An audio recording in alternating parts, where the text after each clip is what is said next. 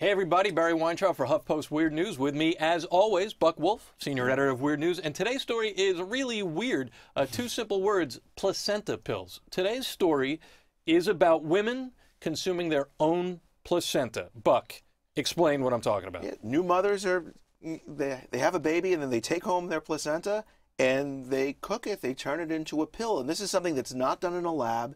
It's done in a home with common cooking accoutrements, and let's just look at it being done here in Brooklyn. Okay, we have a clip of a woman who actually does this as a service for the women who have just recently given birth. Yeah. I have bleach, I have bowls, I have a steamer, I have a dehydrator.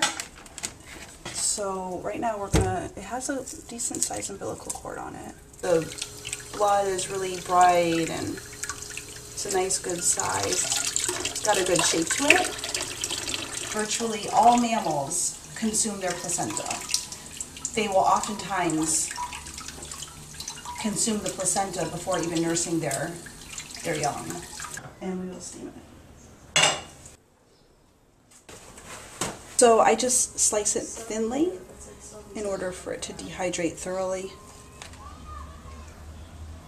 The placenta has been dehydrating overnight and it looks like it's done.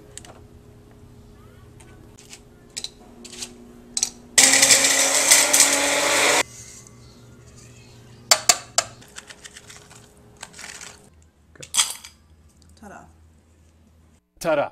Just so you understand what you saw there. Now, we just saw her using common household appliances. It looked Coffee like one maker. of those late-night Rompo peel food dehydrators. Right. That was a grounder for coffee grinds. Coffee grinds, and it looked a little bit like a nice corned beef when she was slicing it up, but that was the placenta. So at this point in time, let's bring in Mike McLaughlin, who did the reporting on this. Joining us from Montana, where he's on vacation. Via Skype, the magic of Skype. It was a very new experience for me. I've never seen any sort of human organ up close and personal. So when we pulled it out of the refrigerator in a Ziploc bag, you know, I'm seeing something new for the first time. Now, I don't want to get too deep into the politics of it, but is this a regulated activity? You're dealing with human tissue here. How does that work?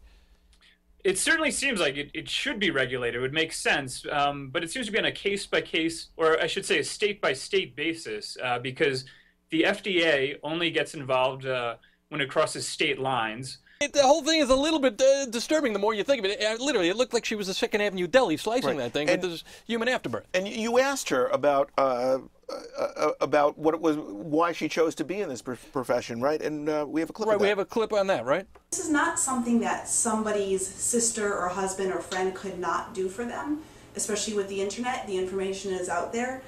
But what I provide is a service. So I know that 2 or 3 days postpartum, I would not have been wanting to be scrubbing and sweating over a hot sink and stove. When you get right down to it, this is weird. This is weird news. It is, and we should stress is that the pills are exclusively for the new mother. It's not for daddy. It's not for sale anywhere that we know of. Right. You don't want your neighbor's placenta, and you don't want to be taking her pills. It's your placenta, your pills, and we don't know, Mike, do we? If it's actually, have there been studies to show if this is actually helping with postpartum depression?